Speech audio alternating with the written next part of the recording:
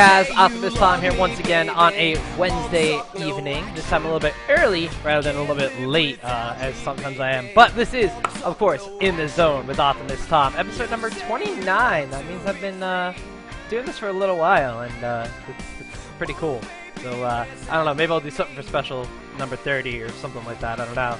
You know, when my In the Zone show peaks into like its middle age and starts ripening for the harvest, or I don't even know what I'm talking about anymore. That's okay, because I know what I'm talking about on In the Zone today, which is going to be very, very, very exciting. Because not a lot of people actually know what team we're going to be talking about today, which is because not a lot of people know. Like, people obviously know that North America has a very big League of Legends scene. Europe has a very big League of Legends scene. Because CLG went over to Korea to compete in one of their tournaments, we saw that Korea has a very big League of Legends scene. But then there's also like the Southeast Asia quadrant, which has always had a very, very competitive MOBA scene. We know offhand that China has teams like World Elite for League of Legends. They also have Dota teams and Dota 2 teams, and they're just super, super highly competitive. We know that a lot of the countries in Asia have other esports divisions, such as, if you guys know Sen, who used to be on Fnatic, wound up switching over to Gamma Bears, which is a team for his Taiwanese Star League or something like that. I'm probably going to get the country wrong, and everybody's going to want to like kill me in the comments or something like that, but we do have, you know, a bunch of other places in the world that do have these star leagues, and the Garena Star League was started up to really encompass a lot of the Southeast Asian quadrants. And, you know, we have teams like Singapore Sentinels and Taipei Assassins, which we're going to be taking a look at today, that not a lot of people really know all too much about. So it's going to be really interesting because I'm going to get to educate you guys a little bit on these teams, in addition to the fact of maybe some play styles that the Southeast Asia scene has developed that we don't really see in Europe and North America. And in addition to this, it was a request from Obscurica, GG Chronicle staff member. He's been covering this extensively because, well, he's been over there, living there all summer long since he got out of school. So he's been having a lot of fun actually keeping track of all the different statistics from the tournaments and, you know, doing live reports on absolutely everything. This guy's gonna, of course, always head over to ggchronicle.com, check out Obscurica's coverage on the Garena Premier League in case you guys, you know, don't know what it is, you want to catch up on stuff. Garena also has a YouTube channel, which are actually going to be taking a quick look. I believe it's the Garena Singapore is the channel. Yes, it's the Garena Singapore. So if you guys want to check out VODs from other games after this, you could definitely go over, hit up their YouTube channel, take a look at all the VODs from all the games that they've had. They have some pretty cool production value, too, so it's really, really fun to watch the intros and stuff like that. But it's fun. And the commentators are funny to listen to. Not because they're funny, but it's funny to listen to. They do offer English commentary, so you guys really don't have to go through and be like, oh, I can't understand this, like the Korean broadcast, blah, blah, blah, where's Torch, where's Mole Trap, help, someone help me translate. No, they actually do have English broadcasters, which is really, really cool, because, you know, not many people know that, yes, they speak English, so it's awesome, because you guys can just tune in when it's live, you guys can tune into the VODs, and you don't have to worry about not being able to really listen to anything or understand what's being said about it. So that's really cool. But like I mentioned, you know, we have two teams we're going to be going at. We're actually going to be taking a look at the Taipei Assassins, which are a team that actually has gotten a little bit of recognition. They've been streaming a heck of a lot. And, you know, there goes my client. Because, all right, first off, if you guys haven't been playing League of Legends yet today, first off, what's wrong with you? Second off, log in now if you want to play before it's tomorrow, because unfortunately, there's very, very high login queues because the servers were down last night. I didn't know because I had to go to bed early because I woke up for work at 4:45 in the morning. But the servers went down.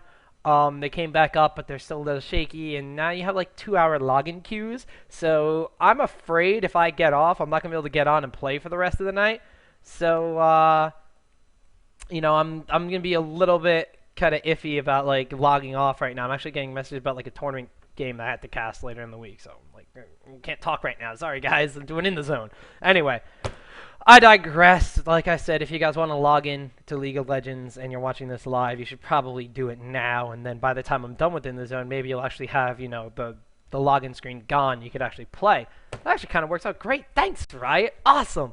Anyway, we're going to be taking a look at the Taipei Assassins, the team that has been getting a little more recognition because they've been streaming on Twitch. They have a team channel, and most importantly, they probably have the hottest two members in the esports community since Hazelnut hosted the Collegiate Star League finals. But anyway, they do have a lot of really, really talented players, and Lilballz is their jungler. And Obscurica pointed out to me, he's like, hey, you know, you did a segment on a jungle Alistar from Lautemortis where he went into a Trinity Force build. I see that and raise you Lilballz Alistar because Alistar on Lilballz can do a lot of very, very cool things. So I said, challenge accepted. Let's see here. Let's take a look at this replay and see if I can figure anything out. And like usual Optimus Tom demeanor, I figured a lot of stuff out about Lilballz Alistar. So it's gonna be very, very cool. As you mentioned before, we could go back to a previous In the Zone episode where we were looking at LgN Lautemortis. He was the jungler for Team Legion. Is the jungler for Team Legion. He was in the videos too, you know, just in case. Keeping continuity. He's playing a Mumu and Alistar, whereas Ali kind of contrast because Mumu is more of like a slow jungler and a slow roller, but then Alistar has this very quick early gank potential. You get a red buff, really dominate these lanes, and he played a very aggressive Alistar, went for damage actually, wound up building a Trinity Force, and did about as much damage as Damunlaw, their AD carry in that game. So it was a really, really scary Alistar to see transition into the late game. Lilballz, however, is going to be doing something different with his Alistar build, and he is still going to be a huge, huge factor towards the late game. So that's what I think Obscurica is really trying to like set the point to. Not only are some of these plays from both games really, really fantastic plays by the player, but they're doing things with the character where Alistar is usually like, well, you have to get ganks in, you have to get kills in, you have to get assists, otherwise you're going to fall off towards the later stages of the game. Both of these players are really starting to show that Alistar can do things in the late game, but it really depends on the team, the teamwork, and the player piloting him, because Alistar has everything you need to be a character for the late game. He has so much crowd control, so much damage reduction from his ultimate, and sustainability on his AoE heal. It's absolutely ridiculous. So, you know, besides tooting Alistar's little horn there for, you know, forever and ever and ever, we're probably just going to jump into the game right now and get her away. So, guys, it is going to be a little bit of a long game. They had like a disconnect and something in the beginning, so if we go like really quickly over to the screen, because YouTube's gonna like minimize the video as soon as I do this. Like it's like an hour and 19 minutes. The game starts 20 minutes in, but that still means, you know, we have like a 50-minute game on our hands. So it's not necessarily a terrible thing because I have timestamps and everything for us. So we're going to move in very quickly through this video so we can see what really makes Lilballz Alistar tick. So, you know, without further ado, maybe we should actually start it so you guys can look what's going on. First off, Singapore Sentinels, the opponents of the Taipei Assassins, are the blue team. Go figure. My video does not want to load while I'm doing this. Awkward. Anyway, but we're going to have the Singapore Sentinels being on the blue team, whereas the Taipei Assassins are going to be on the purple side. Hopefully we get this going now. There we go. Looks like we're going to be getting underway. But what we do see is Singapore Sentinels SGS are going to be positioning for what possibly could be a jungle invader. While we do see on the mini-map, Taipei Assassins on the purple squad have already gone in for a jungle invade. This is going to be very interesting because, as we'll see, TPA is not really going for an invade. They're just making rounds to the enemy jungle to check where Mundo is going to be starting. Mundo, of course, is a character that normally is going to be starting at red buff and ganking very early. Mundo does not need cooldown reduction, does not have mana, so he's not going to be going to the blue buff. So it's very, very smart here from Taipei Assassins going in and making, you know, they could deny a lot of jungle potential for Mundo because they have Vayne to condemn someone into a wall. They have an Anivia stun. Cassiopeia could deal a lot of damage with damage over time. Janna, you know, could of course disrupt or save people, adding extra damage. And then there's Alistar. And big bad Alistar with Pulverize. They have a really good invade crew. So they do go around here, make the rounds around the enemy jungle, see nothing's really happening, and they are just going to fall into a standard jungle pattern for Alistar. Mundo is actually going to be starting at his blue, which is very interesting because normally, like I said, Mundo doesn't start at blue. We are going to see, though, a little bit of cheekiness over here from Singapore Sentinels. We see Cassiopeia actually gets triple ganked, and I just want to show you that. See, look, production value, first blood, right across the screen. You can't see anything. Awesome. But yes, we do see that Cassiopeia gets triple ganked, and Mundo is actually going to be going for a jungle steal over here on the red buff. And I'm going to pause because if we go a little bit forward, there's actually a little bit pause because they're actually playing from two separate connections, which is interesting. Singapore Sentinels playing from Singapore. Taipei Assassins are actually playing from China at the World Elite House because they were competing in a tournament at this point in time. So it was very, very cool. But anyway, just going to be going over here so I can find out where the next timer was on my thing. Okay, here we go. Hopefully this works and does not like freeze up on me again, because that would be just plain embarrassing. There we go. So anyway, you know, we do see that the jungle invade went down. They are going to have a little bit of a recall. Alistar is going to go for a gank in the middle lane, as you can see on the mini-map. He is going to come in here. He has double buff because he stole the enemy's red buff. Goes in, almost hits the pulverize, even though Gragas flashes out of the way. So Alistar grabs a flash. That's, you know, technically successful gank. You know, not necessarily the best thing in the world, because Alistar does not pick up a kill or an assist. He does, however, help Anivia out in the lane a little bit. But poor Cassiopeia up here is level 1, while Quirky's hitting level 3, and it's just not going to be a very, very fun time for Stanley in that top lane. And Stanley like L-E-Y, not L-E-E. Not like whatever. But we see over here that after being spotted coming top for a gank to try to support Stanley's Cassiopeia, Alistar is actually going to be in a little bit of trouble. He's getting denied his jungle farm, and on top of this, we just said he's being scouted out whenever he comes into gank. So it's going to be very, very hard for him to really generate an income at this point in time. Now, keep in mind, we know Alistar on the North American scene as being a very early ganker and a very, like, kill-dependent jungler. So in this game right now, Singapore is doing a really good job of denying him farm. Mundo's been ganking and camping top this entire time. Alistar just caught up in farm to him right now. So Mundo, you know, doing a really good job with his ganks. Picked up that kill on the top lane. He's continuing to camp it right now. Stanley in the top lane, only 8 CS. They are going to wind up going for another dive again. Like, Stanley knows he's getting dove, so he's going to have to try to go for a kill on Tarek here. But it's just nothing's going to happen because of it. So Singapore's Sentinel's doing a really, really great job of just applying so much pressure on the team. And Alistar really can't go in for gank because he keeps getting spotted. We do eventually have a 4-man gank set up on bottom as Anivia comes down here. Gragas doesn't really know what's going on. We see Alistar with a nice headbutt waiting for the pulverize to get the stun down on Malphite, and it would be an excellent play right there if Lilballz did not die to that tower. So Alistar already not off to the best start in the world. Immediately buys Boots of Mobility. He's 0-1-1. He has 14 farm to Mundo's 14 farm. Mundo has Ninja Tabby, wards, potions, doing all that kind of stuff. And Alistar is actually going to go for, like, first item Boots of Mobility.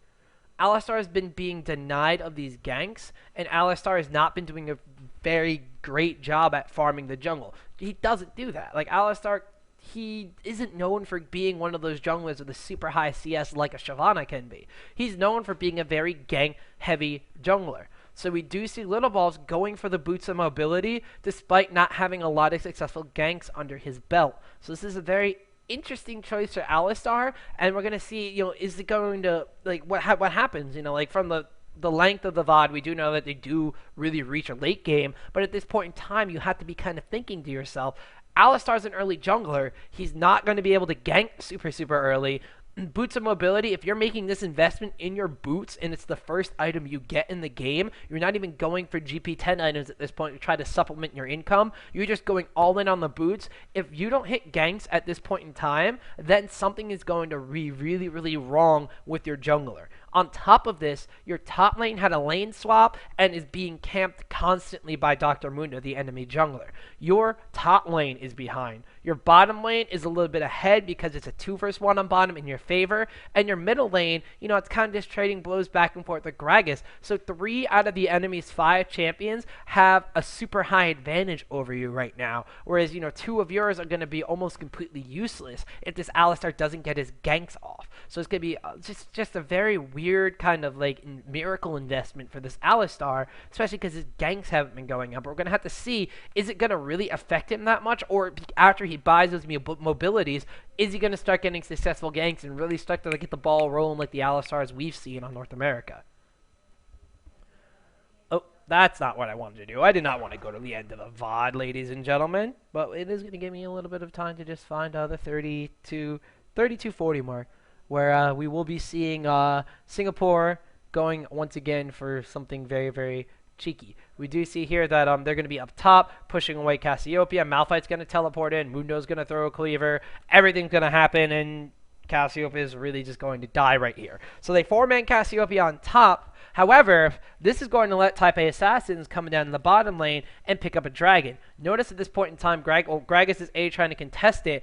burns a lot of skills. With the CC from Alistar, he's actually able to get them out of here. There's an exhaust being burned by the bottom lane. Anivia's coming in to zone him out. They don't want to go for a kill here. They want to zone him out so they can kill Dragon and still have enough HP to take Dragon down. So we do see Anivia is going to actually go in. We do see Gragas flashes away. Now he'll pick up the kill, blue buff, but still not enough mana. So they trade a kill and top tower for that Dragon.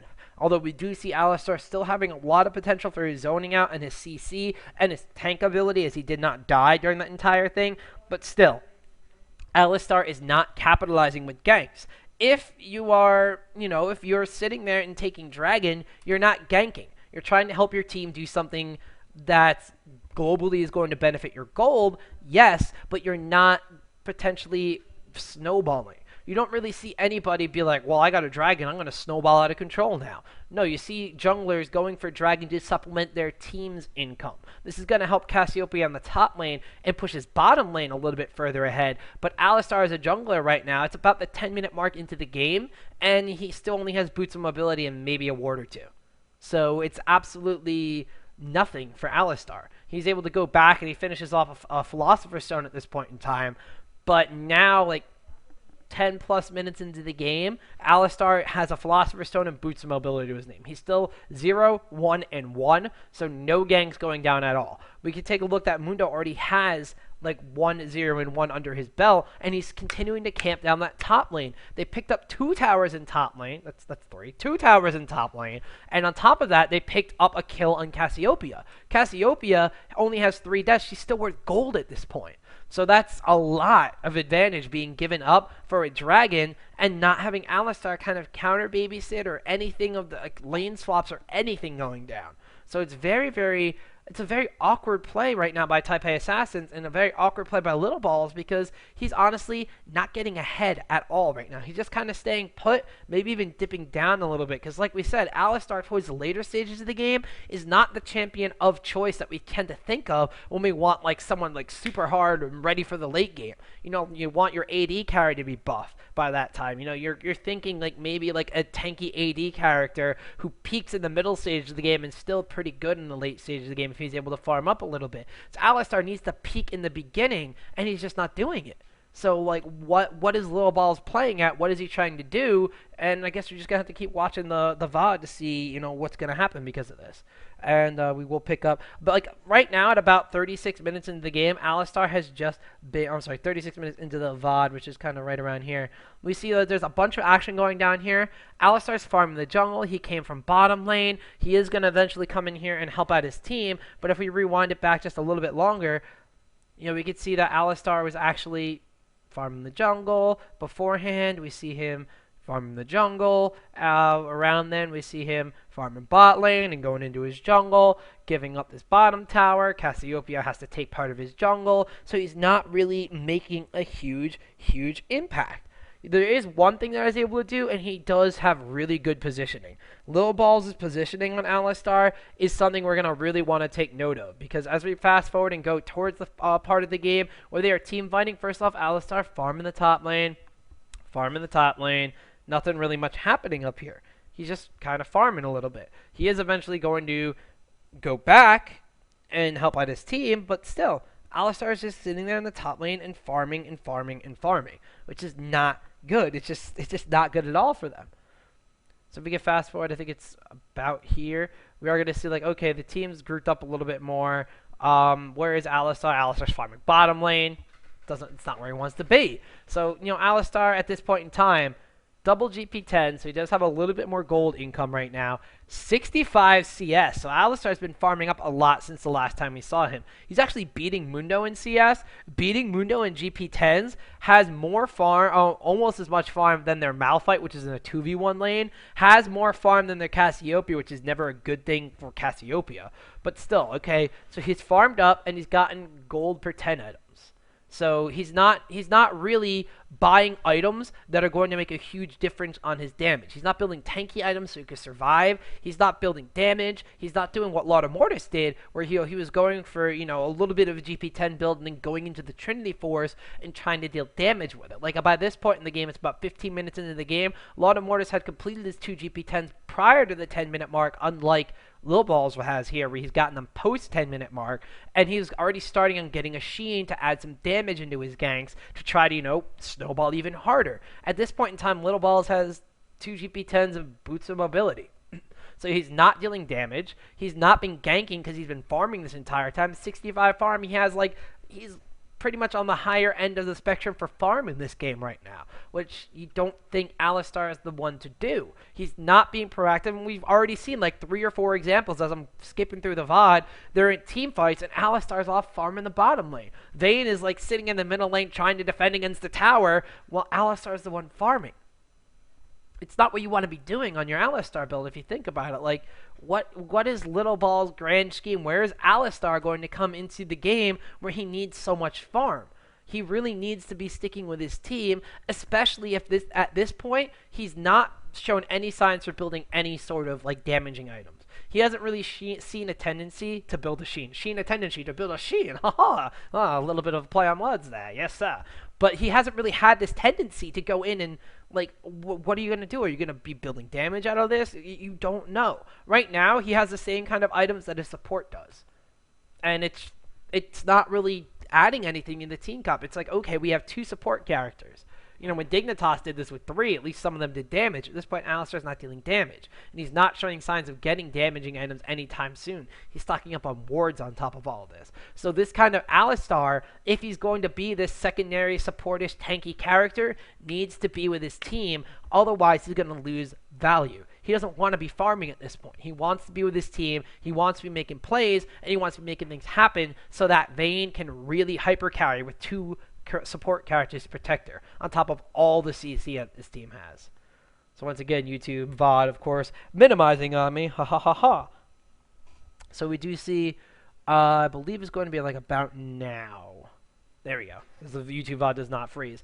The thing is, Taipei Assassins does have Anivia. So at this point in time, Anivia can just forever zone them out of the tower. So Singapore Sentinels are going to try to be doing something by going towards Dragon. Malphite's pushing top lane. He's not in this fight. Alistar's actually been hanging around Dragon for a little bit at this point, trying to maybe get in a position to cut them off. So what we're going to be seeing here is just a little bit of the dance of the dragon. So, Singapore Assassins are Singapore Sentinels, not Assassins. Wow, I'm mixing the 2 names now. Singapore Sentinels are going to be going in for a dragon here. This is the ever-present threat of everybody. Malphite will teleport down. The ever-present threat is actually going to let dragon reset. Alistar's doing a good job of actually being Alistar in zoning at this point in time. If someone gets caught out of position with a headbutt pulverize combo, it can mean instant death for them. Or it could mean that Alistar grabs the entire team in a pulverized combo. Singapore Sentinels realizes it's a bad idea, pulls off Dragon, takes the low road, while Taipei Assassins has to take the high road, and they get to the mid tower before them, and they're able to push this down. So this first entire Alistar being with the team kind of fight, he hasn't really been able to do anything. Like, he zoned them out, which was good, but because he hadn't been with them the entire time, the tower was low enough for them to just kind of swing on by and do a little drive-by on the tower. What they are going to do is immediately go for Dragon, though, and there is going to be a little bit of an engage right here. So we do see here that Alistar's are going to go in and remove Mundo from Cassiopeia. Malphite goes in, and Alistar's going to remove Malphite from Cassiopeia. Lets Cassiopeia get a kill on Mundo. Cass is still alive at this point. They even get a kill on Malphite. She doesn't die until Gragas flashes forward and picks up a kill on her. So Alistar doing a really good job with this crowd control. Look at this. Taipei Assassin have taken out 3 of them for only 2. And then there's this really nifty move here where Corki's going to be trying to chase after a very low HP Vayne and a very low HP Anivia. Goes in for Vayne here. Look at the tumble. Look at the reflexes. Look at Anivia getting so low against Gragas. Anivia, one hit from... Picks up a kill on Gragas. Corki gets her, but she eggs. Now Corki hesitates. Corki's like, do I want to kill her? Can I kill her? What's going to happen? I'm going to run into a wall. And then Corki getting so low eventually gets the Valkyrie up, and he is going to get away. So that's just a little bit of a cool play I wanted to show you. But look at that. Alistar shows up to the fight. Cassiopeia at this point in time was 0-4-0. She'd been dominated in the top lane. She had nothing but GP10 items. She had a Philosopher's Stone, a Kage's Lucky Pick, and a Heart of Gold to try to generate some sort of income to make up for the fact that she is being camped like no other in the top lane. Alistar all of a sudden comes into the mix. Cassiopeia picks up a kill. Cassiopeia gets an assist. They dive in on Cassiopeia to try to abuse the fact that she's so downtrodden and hindered in this fight, and Alistar just turns it around on them. Like, Mundo goes in with a flash to go on Cassiopeia. Alistar knocks him against the wall, headbutts him. They take him out of the fight. Malphite runs in on Cassiopeia. She burns flash, and Alistar knocks him backwards, knocks him into the air, completely crowd controls down on them. It's really good. Cassiopeia only dies because she comes back in instead of running away. Gragas flashes forward, extends another body slam, and eventually picks up a kill on her. Alistar walks away after that because, he can't really do anything. He's getting low as well. And the rest of Taipei Assassins, we saw what happened with that teamwork. So really, really heads-up play from them. And it was just actually really, really amazing that the Alistar is able to take the 0-4 Cassiopeia and do something that has now given her a kill and an assist so she could come back into this game. She could buy her sorcerer's shoes. This is great. Cassiopeia loves shoes. She has all the feet in the world to wear them. So let's pick up shoes for her. But it's a gold advantage that they're going to be making up for. So if, just let the VOD rolling, they were down by about 4K gold, and now they've closed the gap to about 2K gold at this point. So it's pretty insane. Stopping the VOD real quick. We do see here that Alistar has been going for, like I said, a supportish kind of utility build. Has his Kindle Gem, Heart of Gold, Shirelias, Wards, and a boost of mobility. Let's completely negate the fact that he has 75 CS for some reason. He does finally have 4 assists to his name. So he is doing what Alistar wants to do, but we're almost at the 20-minute mark right now, which means we're going to be starting to go into that late stage of the mid game into the early stages of the late game. So those characters like Vayne for his team, but unfortunately like Corki for the enemy team, are really going to start doing a lot of damage at this point. So what do we have right here? We have Janna not picking up as many items as Alistar, but Alistar building supporty and being tankier than Janna, so he can not only support his team, but go in and be the initiator. Absorb the damage. Give out the crowd control and take the crowd control. Bust through it with his ultimate. So he's going for that straight kind of utility Alistar build, which is going to be very, very awesome, because now they're going to have somebody that can not only engage and keep the fight up, but fall back and protect the rest of the team that needs it, like we saw him do on Cassiopeia. We're probably going to see him do with Vayne. Vayne is a hyper carry, so that character is going to be wanting to be protected and safe for this entire game, so she could just snowball out of control and deal all the damage that Taipei Assassins really need her to do. Oh, we are going to fast forward a little bit. Spoiler alert, Singapore Sentinels go into the enemy base and wind up taking down a tower. They do actually mop up a fight from Taipei Assassins at this point in time, or have a clear path to the bottom lane and wind up taking out a tower. They do, however, not account for the fact that Alistar has built a Shirelias with boots of mobility. They do get a really nice hit on him there, but his boots of mobility are going to kick in T-minus now seconds. Even a flash goes down. They're able to stun out Malphite, and with the crowd control, and look at the damage coming in from the Anivia there, the crowd control combo with Alistar is insane. They pick up a kill on Malphite. Alistar boots of mobility kick in, boom, combo down on Mundo there, and they're able to pick up a kill, giving it to Vayne. So the two AP and AD carries picking up kills. Alistar boots of mobility starting to be a really, really cool thing, because when they're running away and they're not thinking that they're going to have to turn around and hit you at any point in time, when your boots of 5 speed kick in, that's a really, really good time to have those boots of mobility, ladies and gentlemen, because that is when they are most effective. When your enemy is too stupid to realize you have them and too afraid to turn around and be caught to even just lay like 1 speck of damage down so that you can't catch them. That's when they're going to be super effective. So Alistar with the Shirelias, the initiation, like the foresight with those boots of mobility, he didn't go for ganks in the early stages of the game. He knows that with his team being kept behind in the top lane, being kept behind in the middle lane, and kind of being ahead on the bottom lane, that if they overextend just the slightest bit with his boots of mobility and with his crowd control combos, they can turn that fight around. And we did see it happen there for one of the first times in the game. So very, very heads up kind of thinking from Lilballz, saying, okay, we have a late game character. If I can build my Alistar to protect her and get towards that late game, what else can I do to help my team win these fights that we absolutely really, really need to win? So we're going to head back over to our VOD. We actually kept it paused and went back a little bit in time over here. So we're actually going to Fast forward to, I believe it is the 51:20 mark. This is what you guys had missed if you just tuned in. This is the Alistar picking up the kill on Malphite and then going in, pick up the kill on Mundo and feeding it to the carriers. Look at those boosts of mobility. Boom! It's like a bull in a china shop. Anyway, we do see here is Singapore Sentinels now with an upper hand again because they did take down that tower, wind up going in for Baron. Look at this. Alistar is zoning out both Gragas and Corki. Cassiopeia had a brilliant ult over here to slow down the other three. Look at Vayne mopping up all the damage dealers. Vayne is able to do this because Alistar just completely singled them out. Now Alistar back in the fight over here. Anivia and Vayne are still alive. Alistar is still alive. Look at the dominance that he's able to do through proper positioning. Like, let's take that and rewind it back just a second. Over here by Baron, Anivia being annoying. Gragas, look at this, a little duck into the bush, realizes that Cassiopeia is going to be okay with that ult, runs immediately back in and separates the damage dealers from this fight. Cassiopeia does fall, but they use all the skills on her to get her down that low. Janna will fall, but she's a support character. Vayne mops up kills. Look at this. Anivia mops up kills. They wind up, even Alistar gets a kill in that fight. They just wind up completely turning this game around. They're still down by 3k gold, but they're playing like they are so far ahead in these team fights. It's just absolutely insane. Alistar is doing all he can to really help his team stay into this one and wait for Vayne to get to a point where she can just comfortably carry the game. Singapore Sentinels will not let this Baron give up. He is actually going to go in here and just contest it and try to make sure they can't take it. They are going to go in and pick up a kill on Cassiopeia because she's still 1-8, very, very far behind. But the most importantly, Alistar has to burn his ultimate. He gets his shield down on him. He stops the Baron from going down. So now Singapore Sentinels have exhausted all these resources on trying to get Baron. Boom, Taipei Assassins within 2,000 gold of them right now, down from that like 3,000 gold deficit that they were in before. Anivia is doing a really great job. Toys is doing an excellent job on Anivia. He's one of the better Anivias I've seen since Froggen, so you guys really want to pay attention to him if you play an AP middle character, kind of like I do.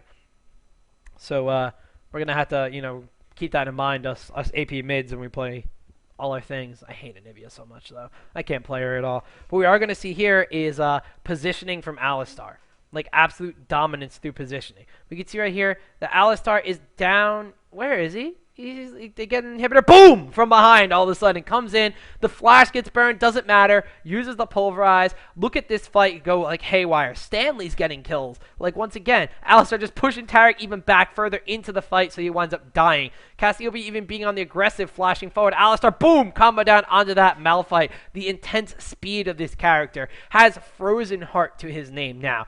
Boom! Going forward the flash. Pulverize, then headbutt backwards into my team. Feed the carries the kills. This Alistar is doing everything he can to really get his team back into this game. He has superb positioning. He has ridiculous timings on his crowd control spells. And he is positioning the enemy team to benefit his carries. For them to pick up the kills and not him. For them to be like safe and reposition the enemy damage dealers. Just absolutely insane the amount of work that Lilballz is actually doing on Alistar right now. And after this skirmish, they lose the inhibitor. But after this, they've taken out 3 members. So now it's all time for Taipei Assassins to take a Baron. Like, look at this. They just lost an inhibitor, but look, they're down 200 gold. They're down 1 kill. They're down 4 towers, but look at all the difference because of this. Like, they do take a Baron. Vayne has to flash out of there. Alistar trying to do as much work as possible. Alistar has to leave at this point because he's taken way too much damage. Janna is going to fall. Gragas will pick up a kill on Anivia. And if you, like, stop, like, rewind that for a second, just go back. Hold on a sec. Where was it? When we picked up this kill on Janna, Corki's legendary at this point in time. Corki is 10, 0, and 3. He has a Trinity Force and a Bloodthirster. Taipei Assassins are ahead in gold. Like, what is this? Like, when's the last time you saw a character that was, like, had not died and had 10 kills to his name and his team was losing in gold? Up an inhibitor, like, up 10 kills to nothing, and his team's behind. Because the Taipei Assassins have this ridiculous teamwork because they have an initiator and the crowd control and like that extra boost of oomph through support from this tanky Alistar. Alistar's positioning, you could argue anything you want. Anivia's damage is superb. Anivia's positioning is fantastic. Vayne is starting to hit that point where Vayne is getting super, super beefy. Vayne's like 5-0 at this point anyway, so she hasn't died either. So we have to keep that in mind. But still, all these characters working in unison would not work if they had a jungler that wasn't Alistar. Alistar's headbutt pulverizes, his positioning. I could just go on and on about this. They are incredible, and it is 100% the reason why Taipei Assassin even in the game at this point, and why they have a Baron buff when they're losing, even though they have more gold, so they're winning. It doesn't make sense. Just their team fights and their positioning are absolutely insane. So we are going to go back. Like, he has a Frozen Heart right now. His build, his positioning, his combos. Taipei Assassins are in a gold lead. And then, you know, like, you're just kind of like, all right, so Alistar's a really, really cool guy at this point in the game, right? He's doing a lot of work for his team. We've seen him help carry his team back into this point. Vayne has been doing an excellent job of getting damage on her now. Like, all right, Alistar has been helping his team out for a long, long time. But, like, what else can Alistar do? He's probably done everything he could possibly do at this point, right? Well, this is where Lilballz proves you wrong. So, we see that Singapore Sentinels are going to try to end the game. Their bottom inhibitor is, the bottom inhibitor from Taipei Assassin is already down. They've picked up 3 more kills. They're still behind by about 600 gold. Ultimate from Malphite goes down. They pick up a double kill on the range AD and the support. Alistar comes in, tries to crowd control, lets Anivia pick up a kill. Anivia falls down. Cassiopeia kiting. Gragas will fall to Alistar in this fight. Cassiopeia falls down. Mundo taking tower shots will fall down. 2 versus 1. The Malphite and the Corki with the Guardian Angel against the Alistar. Alistar super, super low. Alistar will fall. Knocks Malphite into the air. Corki dies to the tower because of the Guardian Angel. Knocks Corki out immediately out of the Valkyrie. Corki taking tower shots. Boosts the mobility on Alistar. Being too strong. Takes out Corki. Malphite now with no HP. Alistar with less HP. Pops the Shurellius. Chase down Malphite. Malphite takes a tower shot. Tries to do something. Alistar going super, super low. Finishes them off with a headbutt. Boom, baby! That's what Alistar does for the team in the late stages of the game. He will not die. He will have superb positioning.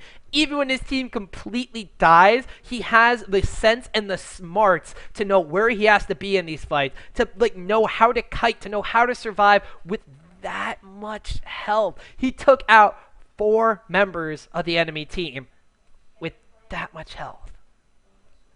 That much health. Like, it's ridiculous.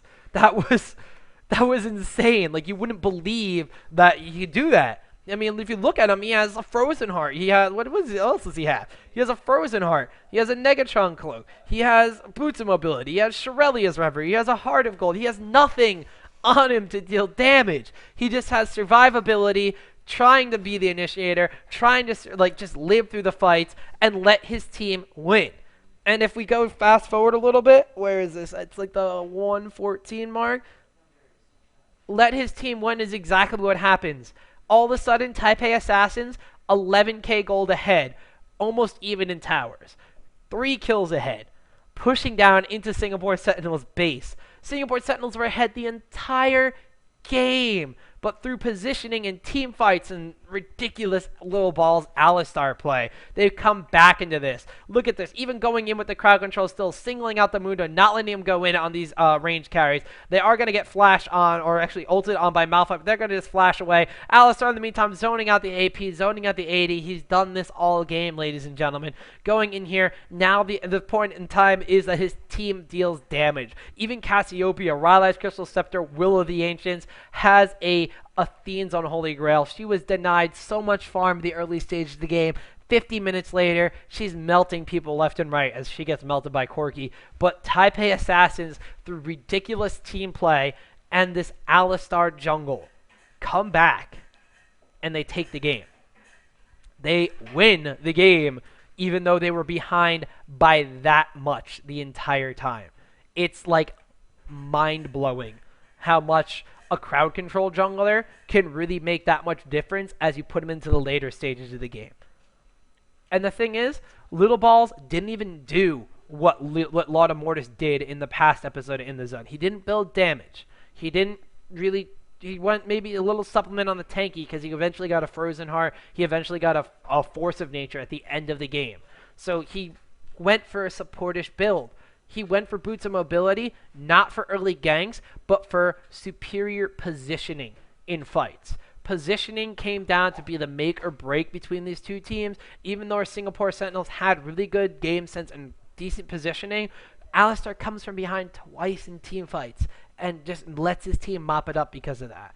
Just look at the jukes and look at the surviving in that fight in the base. Like, that by itself completely turned the game around. Once that happened, Singapore Sentinels could not win. And we saw what happened. They just fell apart. 10 minutes later, Taipei Assassins take a victory 2-0 over the Singapore Sentinels in that match. And it's all because of Alistar. So next time you're thinking about going for a jungle Alistar, and you're thinking in your head, like, your teammates are even like, all right, Ali, you want to start at red, you want to go for a level 2 gang, like, are you building damage, you want to go for a Sheen, like, are you going GP10s first? Just, like, stop and think and look at your team comp, and look at what's going on around you. You can go for early ganks, and then transition into that later style of the play where you just build, like, tanky and supporty, and that's what you do, and as long as your positioning is good, you can do that too. You know, if your team is falling behind in the beginning, you could just be like, all right, I'm going to build supporty items. And then I'm going to go tanky. And then I'm going to be all the crowd control. I'm going to be like the Nautilus that stands in the middle of everything and make sure you guys live.